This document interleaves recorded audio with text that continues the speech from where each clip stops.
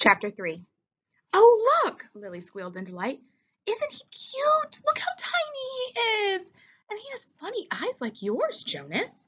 Jonas glared at her. He didn't like it that she had mentioned his eyes. He waited for his father to chastise Lily. But father was busy unstrapping the carrying basket from the back of his bicycle. Jonas walked over to look. It was the first thing Jonas noticed as he looked at the new child peering up curiously from the basket. The pale eyes. Almost every citizen in the community had dark eyes. His parents did, and Lily did, and so did all of his group members and friends. But there were a few exceptions. Jonas himself and a female 5 who he had noticed had the different, lighter eyes. No one mentioned such things. It was not a rule, but it was considered rude to call attention to things that were unsettling or different about individuals. Lily, he decided, would have to learn that soon, or she would be called in for chastisement because of her insensitive chatter. Father put his bike into its port. Then he picked up the basket and carried it into the house. Lily followed behind, but she glanced back over her shoulder at Jonas and teased, Maybe he has the same birth mother as you. Jonas shrugged. He followed them inside, but he had been startled by the new child's eyes.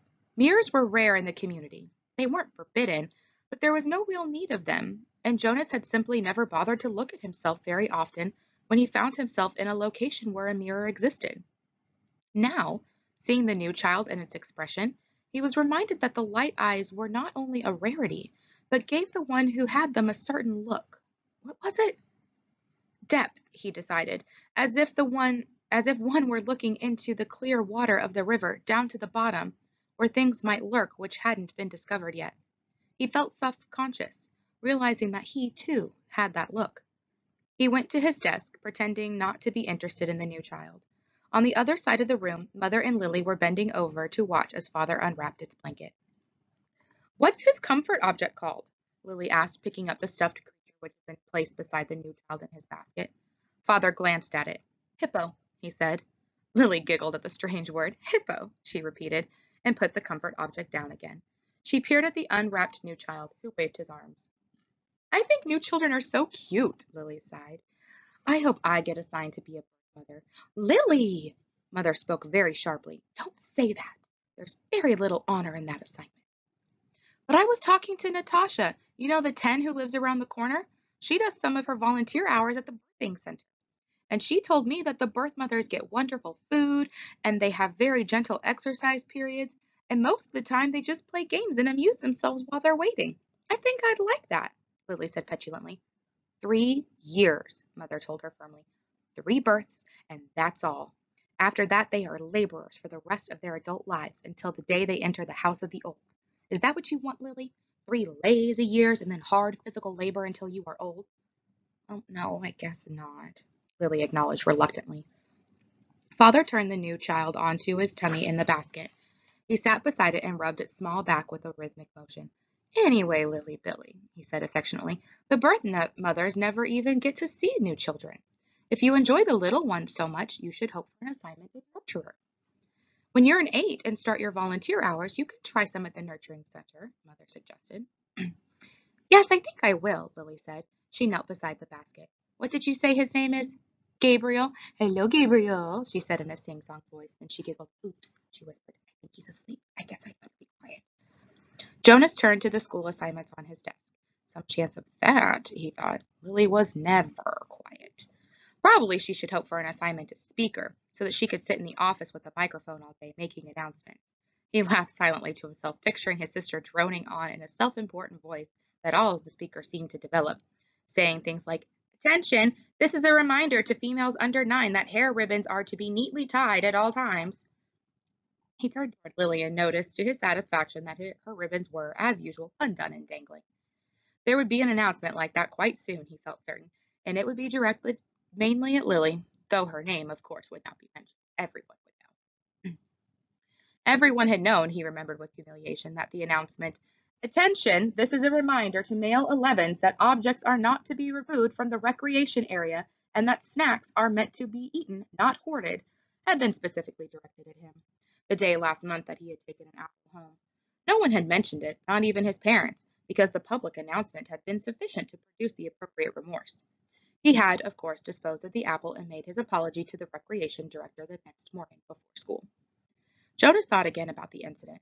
He was still bewildered by it. Not by the announcement or the necessary apology, those were standard procedures, and he had deserved them, but by the incident itself.